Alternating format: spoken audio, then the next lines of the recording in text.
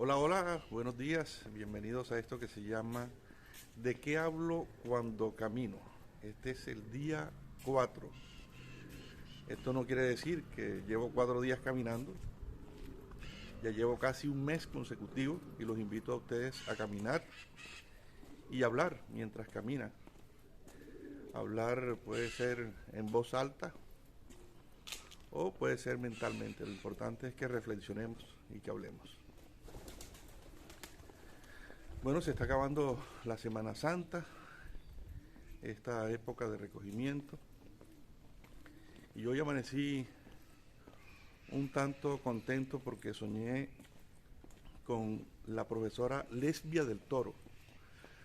La profesora Lesbia me dictó clase por allá en tercero de primaria, aquí en la Escuela Urbana Las Margaritas. Le decíamos el colegito, que era una escuela pequeña, solo de 3 profesoras. Estaba la profesora Margarita, que era la rectora, la profesora Lesbia y la profesora Annie. Ellas 3 se encargaron de esa pequeña escuela hace aproximadamente 40 años, 40, 41 años por ahí. Y la soñé como era en esa época. La verdad es que hace muchos años que no la veo. Una profesora blanca, de cabello largo y negro, y unos ojos negros, grandes, expresivos, muy linda y muy cariñosa, la profesora Lesbia del Toro. Y bueno, quiero comenzar esta caminata precisamente con algo que pasó un día que ella no pudo ir a clase. Creo que estaba en una cita médica. Entonces la profesora Annie, que era la que le daba clase a los niños de cuarto, se encargó de los 2 salones, de los de tercero, que era donde yo estaba, y de los de cuarto. Entonces, claro está, como no podía con los 2 salones, iba y venía, y en una de esas nos dijo a nosotros los de tercero, nos dejó un trabalengua que se llama, creo que se llama así, La Perra de Parra. Y nos los dejó y dijo, en media hora vengo y se los pregunto, así que pónganse las pilas. Entonces yo creo que lo hizo para tenernos entretenidos, porque de todas maneras este tema de los trabalenguas es un poco difícil de memorizar y bueno, uno se traba la lengua. Y quiero compartírselo, yo me lo aprendí esa vez, recuerdo que ella llegó a la media hora precisamente y nos los preguntó, dijo que quién se lo había aprendido, yo levanté la mano y lo recité. Se llama La Perra de Parra. Ojalá alcance a hacerlo porque voy subiendo una lomita y el aire siempre se dificulta.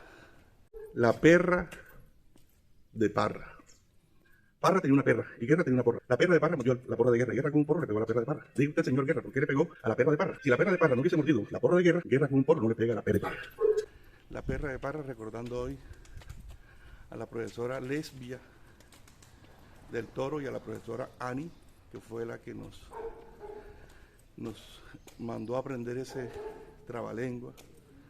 Ya lo dije hace 40, 41 años, cuando yo hacía tercero de primaria en la Escuela Urbana Las Margaritas, el famoso colegito de aquí cerca de Florencia. Bueno, ¿de qué hablo cuando camino? ¿De qué hablan ustedes cuando caminan? Me comentan y dejan el comentario, valga la redundancia, aquí en la parte inferior de este documento. Terminando esta Semana Santa, domingo de resurrección. Así que ojalá hayan pasado en familia y que hayan utilizado estos días, por supuesto, para reflexionar sobre lo que está pasando en nuestro entorno, en nuestro país y en el mundo. Mire que estamos viviendo una guerra entre 2 países vecinos.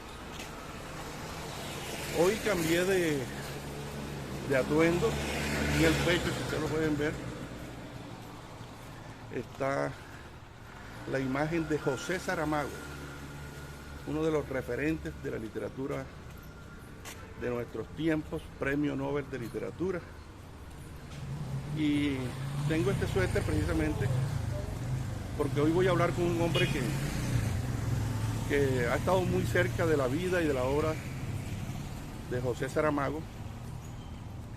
Y bueno, a propósito de sus 100 años de natalicio, este hombre nació en Portugal el 16 de noviembre de 1922. Este año se cumplen los 100 años de su natalicio, entonces vamos a estar hablando con un amigo, escritor, ensayista, docente, que sabe un poco o mucho sobre la vida y obra de José Saramago. De manera que mientras llegamos a la residencia de este amigo, que ojalá esté despierto, y si no lo está, lo despierto, lo importante es que camine conmigo y hablemos de eso, del Premio Nobel de Literatura José Saramago, autor de esa tremenda novela como es La ceguera, ensayo sobre la ceguera y de las intermitencias de la muerte y otros grandes libros que han servido de referentes para nosotros los que queremos seguir aprendiendo sobre literatura. Y mientras llegamos allá, vamos a mostrarles el croquis de lo que fue el día 3 de grabación, ¿no? Quiero hacer la aclaración. Entonces le pedimos al personal de producción que nos muestre la imagen. Ahí está, la estamos viendo en este momento. Si pueden ver en la parte inferior, dice que recorrí en tiempo 1 hora y 12 minutos. El kilometraje, ahí está, 5.51 kilómetros. Y dice que hice 38 puntos de cardio. Ahí en la parte inferior se muestra. Tenemos una segunda imagen, por favor. Ahí está la imagen. La estamos viendo en este momento. Ahí muestra el recorrido más detallado, donde se va mostrando kilómetro por kilómetro, todo el sector que recorrimos.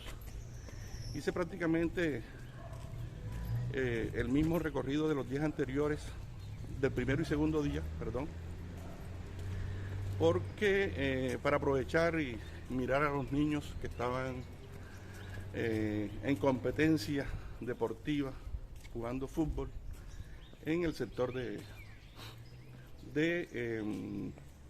el polideportivo del barrio Libertad.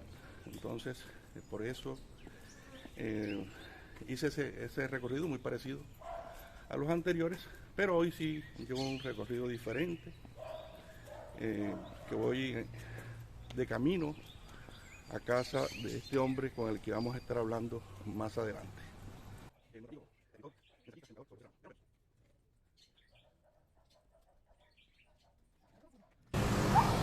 ¿De qué hablo cuando camino? ¿De qué hablan ustedes cuando caminan? Me comentan y me dejan sus comentarios aquí en la parte inferior de este video. Bueno, ya voy por aquí por el sector del barrio El Jardín. Voy directo a la casa del maestro Adán Peralta, escritor, cuentista, ensayista, docente de aquí del departamento de Sucre. Hace poco ganó un incentivo, el premio de cuentos que convoca el Fondo Mixto de Cultura, cuando el Fondo Mixto estaba bien gerenciado, cuando el Fondo Mixto estaba a cargo de nuestra amiga Patricia Iriarte, cuando eso tenía sentido de pertenencia para con los artistas del departamento de Sucre. Ahora parece que es una cueva de políticos o algo parecido. Ahí viene Adán Peralta. Ahí lo pueden ver en la parte baja de la pantalla. Y bueno, qué bueno que se conectó conmigo. Y ahí viene también vestido de Saramago. Adán, hombre, buenos días. Muy bien, ¿qué más, Mauri? ¿Cómo estás? ¿Cómo amaneces? Acompañándote en esta travesía saludable, ¿no? Sí. ¿Dispuesto a caminar conmigo? Claro. ¿Dispuesto a hablar de Saramago? Saramago. ¿Dónde fue que nació ese hombre? En Saramago nace el 16 de noviembre de 1922. Por eso este año, el 2022, es el año del natalicio, los 100 años de Saramago. Listo. Y hay homenajes en torno a... Échate para acá y vamos a caminar. Bueno, aquí, Ciudad Jardín se llama. Ciudad Jardín se llama este barrio, sí. Aquí en la parte casi céntrica de Sincelejo, muy cerca de la avenida Luis Carlos Galán. Sí, pero ahí vamos a acomodar un poquito la cámara. Eso. Bueno, entonces, Achiñagua, algo así. Asinjaga se llama la provincia donde nació Saramago. Saramago, te decía que nace un 16 de noviembre de 1922 en una provincia, Asinjaga, que es un estado un poco pobre de Portugal, más o menos retirado de Lisboa, que es la capital de Portugal. Él nace ahí, nace en una casa humilde, y sus padres también son muy humildes, pero él se cría prácticamente con sus abuelos. ¿Sí? Sus abuelos que son analfabetas, y se cría en una pequeña parcela y una casa muy humilde, también sencilla. Sus padres analfabetos, sus abuelos analfabetos, con ellos se cría, pero el abuelo era un gran narrador. Como todos estos abuelos de los pueblos, eran un gran contador de historias. Sí. Y de ahí creo que van a ser un poco la chispa y el soplo de vida de la narración de Saramago. Claro. Eso lo va a recordar Saramago cuando gane el Nobel en 1928, que le va a dedicar el discurso Nobel pues, a sus abuelos, Jerónimo Coimbra y Josefa Califa, que se llamaban estos portugueses nacidos también en la provincia de Asinjaga. Ahí creo que básicamente empieza el germen de esto. Saramago se va a criar ahí, pero obviamente sus abuelos le van a dar la chispa para ser el gran narrador y el gran novelista que se convierte después con los años. Vamos aquí a hacer un pare para cambiar de cámara. Sí. Bueno, continuamos esta caminata hoy con el escritor Adán Peralta, un hombre seguidor, lector, estudioso de José Saramago, que este año, el 16 de noviembre del 2022, se celebra los 100 años de su natalicio. Entonces me comentabas que bebió mucho de su abuelo, ¿no? Sí, de su abuelo, Jerónimo Coimbra, en esta parcela pequeña donde vivió mucho tiempo, sus primeros años, casi un poco similar a sus inicios de García Márquez, ¿no? Y él ya va a crecer un poco, va a venirse para Lisboa y va a publicar, cuando tiene 24 años, publica su primera novela, que se llama Tierra de Pecado, que en vida Saramago no la quiso volver a reeditar. Ahora, después de su muerte, se ha editado, casualmente este año se ha editado, pero con el nombre de La Viuda. La Viuda, sí. La escribió a los 24 años. O sea que eso es mentira, que Saramago comenzó a publicar a los 60 años. Es decir, fue mentira que publicó su gran novela a los 58. Lo que sucede es que Saramago hace como un pare, ¿no? Entonces la gente dice que es un escritor tardío, que publicó ya muy tarde, pero no, que él había publicado a los 24 años su primera novela.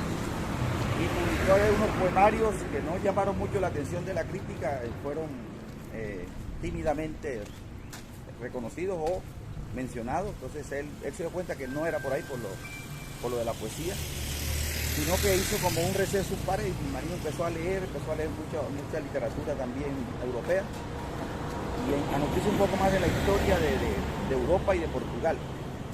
Y entonces él hace como un pare, vea que desde 1947, cuando él tiene 24 años, y luego hace una novela que se llama Levantado del Suelo, o en portugués Levantado do Chão, que me recuerda mucho a Mauri, tu novela El Líder, porque esta es la historia de un hombre, de un campesino, en sus luchas populares para salir adelante. Se llama Levantado del Suelo.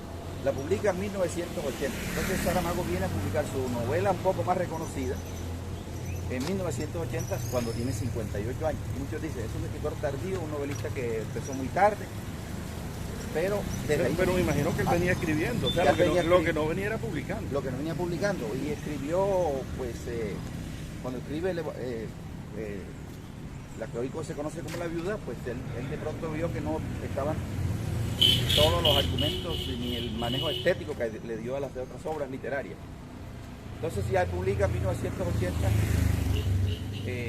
Levantó el Suelo, y ya empezó la gente y la crítica a mirar un poco su literatura. pero después publica en 1982 Memorial del Convento. Primero publica La muerte de Ricardo Reis, más o menos como 1982. Y ese libro ya llama la atención porque es la historia novelada del poeta Fernando Pessoa, que fue uno de los poetas insignes, o es uno de los poetas insignes de Portugal, y que utilizó muchos heterónimos, publicaba libros y colocaba nombres diferentes. Dice que pudo llegar a utilizar más de 20, 30 heterónimos Fernando Pessoa. Entonces él escribe como una historia novelada, digamos así, la vida novelada de Fernando Pessoa, pero lo hace magistralmente, y eso llama la atención sobre la crítica. Publica después, 1984, Memorial del Convento, un libro que va a causar revuelo, pero desde lo literario, pero también desde lo religioso. Por supuesto. Y ahí empiezas una relación muy fuerte entre la religión católica, el Vaticano, con Saramago. Pues Saramago va a contar una historia que donde se menciona y se va a la época de la Inquisición, y el tema es la construcción de un convento para poder cumplir un mandato divino, en cierto modo, por haber permitido que se conciba un hijo. Pero la historia transcurre entre dos personajes, Siete Soles y Blimunda. Sí. Esa es una historia de amor contada, pero también ambientada en todas las complejidades que se vivieron en la época de la Inquisición y de la construcción de este convento en Mafra, en España. Entonces ahí va a nacer un poco ya Saramago con estos libros, digamos, La muerte de Ricardo Reis, Memorial del Convento y Levantado del suelo, ya empieza a entrar al mundo de la narrativa europea, porque empiezan a ser leídos, Saramago a ser mirado. Entonces viene en 1986, Saramago ya ha tenido 2 esposas, se ha casado 2 veces o ha tenido 2 relaciones, en las cuales hubo una hija que se llama Violeta Saramago, y él va a conocer su tercera esposa, que es Pilar del Río, la que hoy en día es la albacea de todos los derechos. Sí, claro que sí. Pero es su traductora, es una periodista española. Y hay una curiosidad, una historia como de novela de cómo se conocen, cómo es el amor entre Pilar y Saramago. Y la historia es que Pilar, como periodista del diario El País de España, se va a Sevilla a cubrir, a hacer su trabajo periodístico. Está un poco aburrida en el hotel, entonces va a una librería y pregunta que qué tienen de un escritor portugués, quiere algo leer de literatura portuguesa. Sí. El librero le recomienda, llévese este libro, Memorial del Convento, sé que le va a encantar. Ella en el hotel se devora el libro, dice que se acuesta hasta muy tarde, hasta que no termina de leerlo, no deja de leerlo.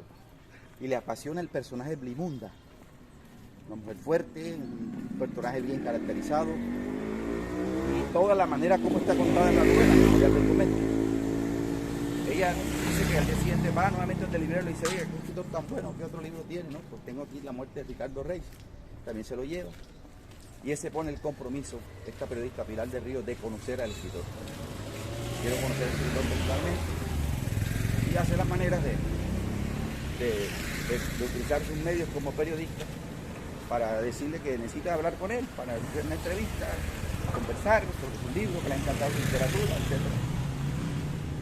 Y se ponen de acuerdo una vez que Saramago está, creo que en Lisboa, o regresa a Sevilla, y él le dice, pues yo voy a estar en tal parte, en tal hotel, ahí podemos conversar. Y empiezan, Saramago, ella nota, pues Saramago mucha cortesía, mucha familiaridad y una sencillez y humildad. Lo atendió en una cafetería, se encontraron de reunir a las 4 de la tarde en esa cafetería del hotel donde Saramago estaba bajado, y ahí empezaron a conversar. Entonces Saramago dijo, pues yo no quiero que te sea una entrevista, sino hablemos como amigos.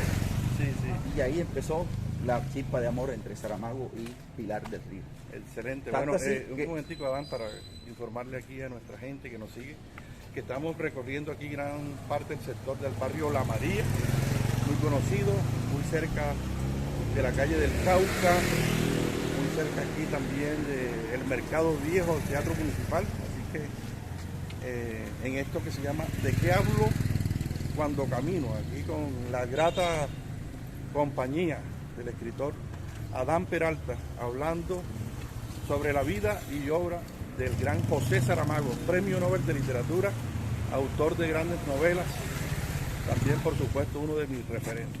Bueno, Adán, continúa. Bueno, entonces ahí van a hacer esta historia de amor, de Saramago y Pilar, que es una historia, podemos decir, también muy novelística, ¿no? Muy cinematográfica también podemos decir. Decía que cuando mencionaba la hora en que se encuentran es porque después cuando ellos se van a vivir a Lanzarote, que más adelante les cuento un poco ese dato, todos los relojes, pues a Pilar le molestaban, a Saramago le encantan los relojes, pero a Pilar le molestaban esos relojes que todas en la noche, o sea, el tic-tac, tic-tac, entonces eso le producía insomnio a ella, entonces él vino un día y ella le dijo, vamos a tener que quitar esos relojes porque eso me incomoda mucho. Entonces él vino y lo apagó y todo lo puso en la hora, a las 4 de la tarde. Y él le preguntó que por qué a las 4, y dice, porque esa fue la hora en que nos conocimos. Entonces vea toda la cosa que hay con Saramago y Pilar. Saramago después pues, va a publicar en 1986, el año que se conoce con Pilar, La Balsa de Piedra, otras novelas. Él siempre estaba trabajando en una, dos, tres novelas. Vea que después de cierta sequía, ¿no? Narrativa, él ya empieza a ser prolífero y cada 2 años está publicando. Publica en el año 86 La Balsa de Piedra, que también fue muy recibida por la crítica. Publica Historia del Cerco de Lisboa, otra novela. Y por allá en 1991 publica, pues ya tenía desde 1990 una historia que a ti te encanta mucho, Mauri, porque tú le has hecho un trabajo geométrico al primer capítulo, que se llama El Evangelio según Jesucristo. Entonces, háblanos un poquito, a ti me gustaría que hablaras para después contarte la historia curiosa que hace famosa este libro. El Evangelio según Jesucristo. El Evangelio según Jesucristo me impactó sobre todo el arranque que tiene, porque es una descripción matemática, una descripción geométrica, como lo acabas de decir, y de hecho yo me puse en la tarea de hacer un dibujo de esa primera página, que es donde está Jesús crucificado. Los ángulos que utiliza entre el codo de Jesús con respecto al extremo derecho de la cruz, cómo pasan los rayos del sol y esa imagen tan tremenda que hace de Jesús y de sus dos compañeros. Y bueno, lo que sigue, ya literariamente hablando, la riqueza literaria, pero además de eso nos pone a reflexionar, ¿no? Porque José Saramago nos muestra a un Jesús más humano, a un Jesús que tiene deseos, a un Jesús que no es hijo único, a un Jesús que hereda los sueños y las sandalias de su padre, José, donde José es el padre de Jesús, no Dios.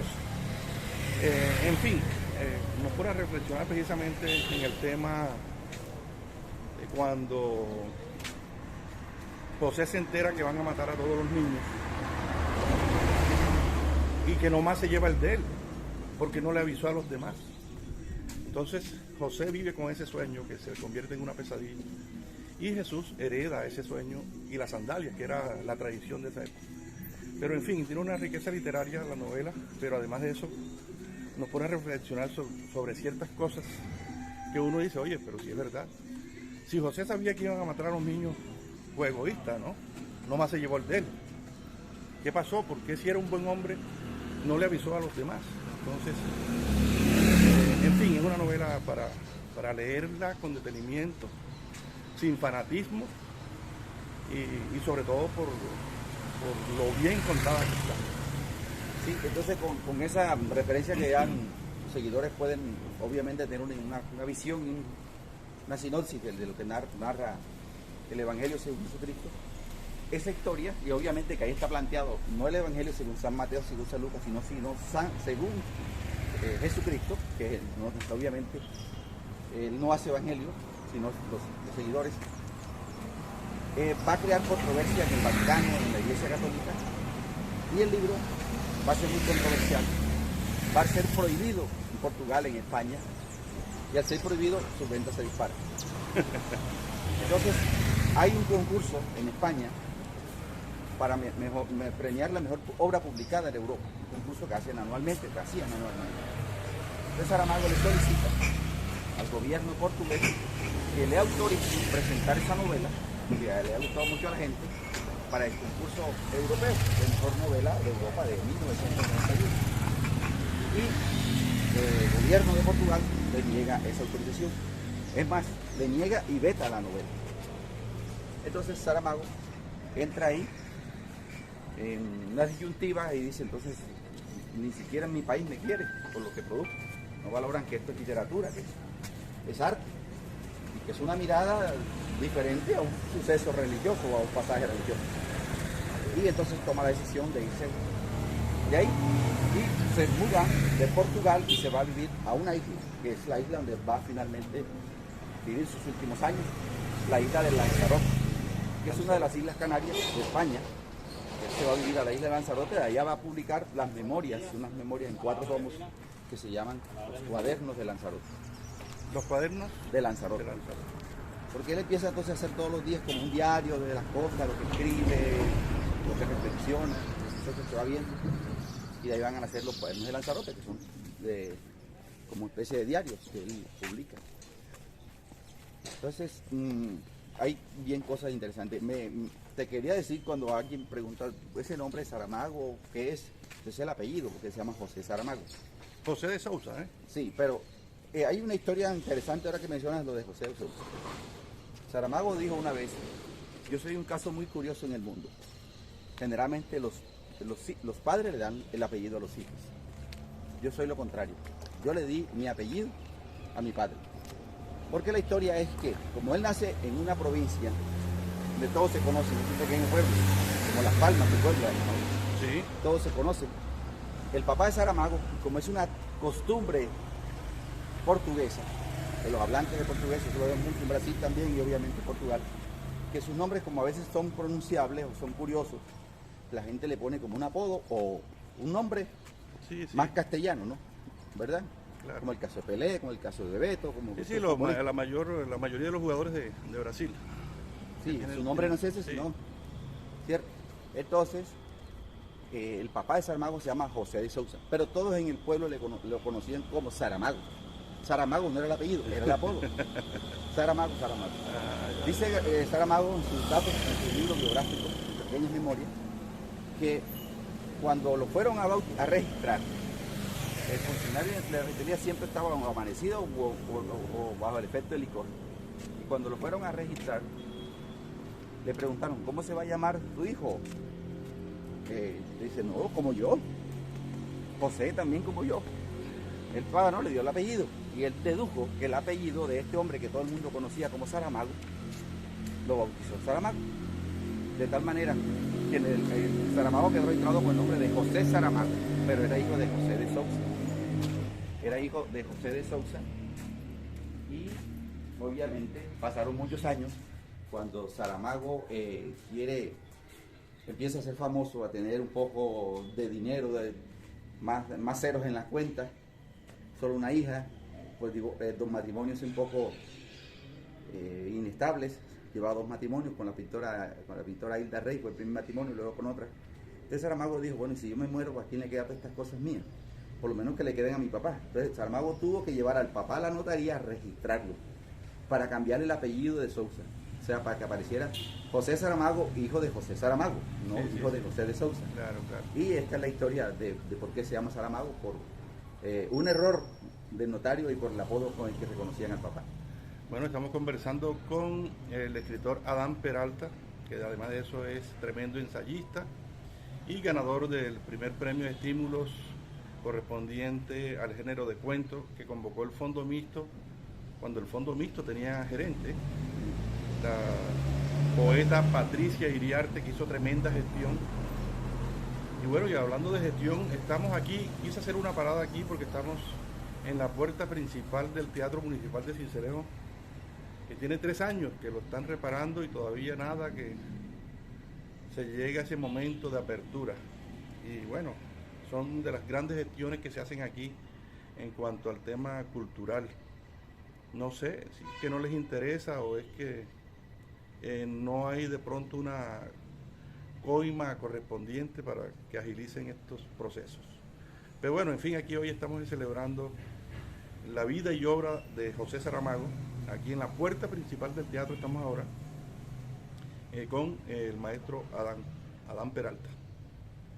¿Qué sigue ya después? Recordemos bueno, una de las grandes... Después de 1991 ya se establece José Saramago con Pilar, quien se va a convertir en su traductora y en la mujer a la cual le dedica todas sus novelas siguientes, ¿no? Casi todas sus novelas, a Pilar, algunas dice por supuesto a Pilar, Mi otra orilla, en fin.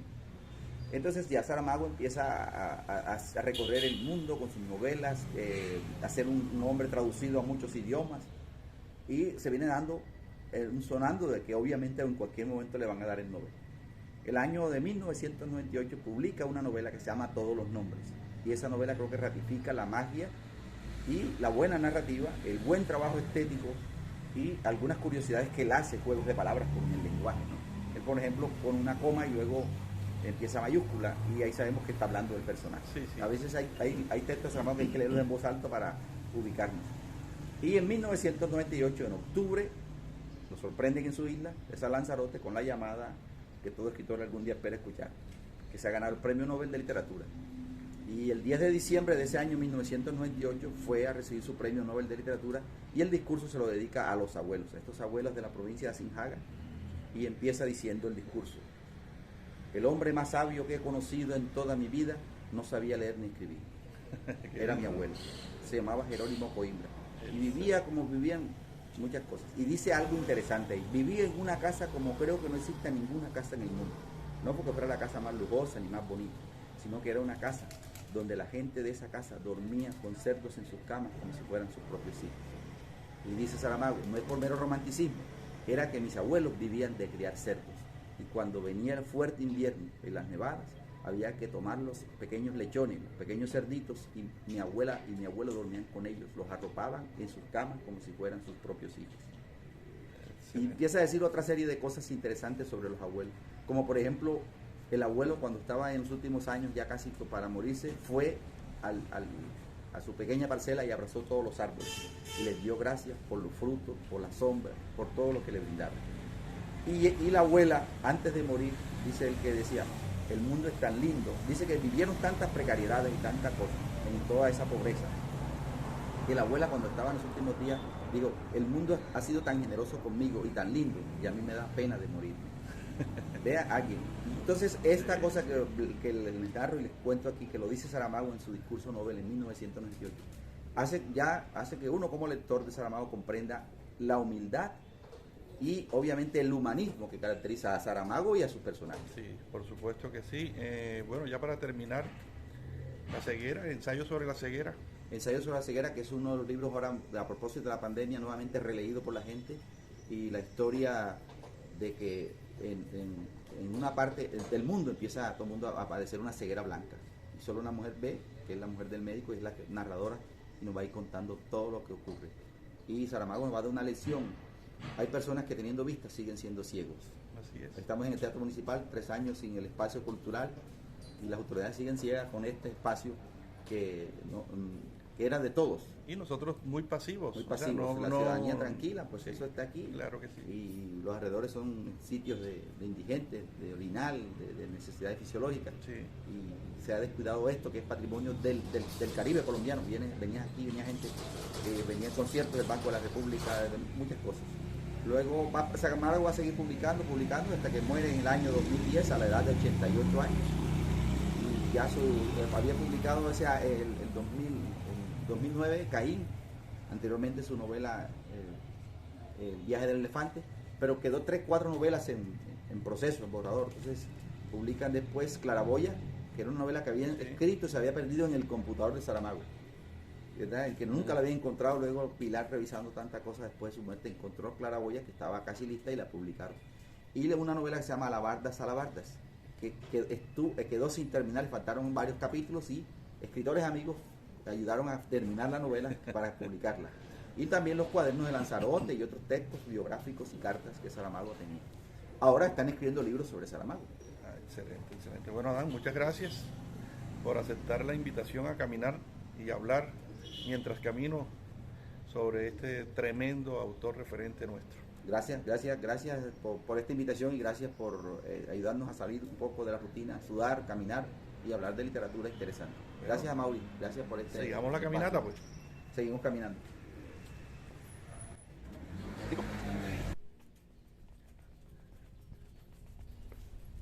Esto de caminar es bacano, mi hermano. Los invito a caminar y a hablar mientras caminan, a reflexionar mientras caminan. ¿De qué hablo cuando camino? Hoy muy agradecido con el maestro Adán Peralta por esa cátedra sobre José Saramago que nos dio en esta mañana de hoy. ¿De qué hablo cuando camino? Día 4, ya cerrando el circuito de hoy. Antes de despedirnos, nuevamente invitarlos a participar en el premio de novela corta Toñito Carmona, Semblanzas de la Amistad. Estaremos recibiendo novelas hasta el 15 de mayo a las 12 de la noche. Pueden enviar sus textos, sus novelas cortas al correo electrónico premiodenovelacorta@gmail.com. El paginaje va entre 60 páginas y 120 páginas máximo, 60 mínimo, 120 páginas máximo, a doble espacio, formato DIN A4, en un tipo de letra número 14.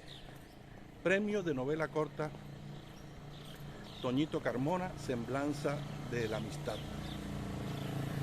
Bueno, se despide de ustedes Amaury Pérez Banquet en ¿De qué hablo cuando camino?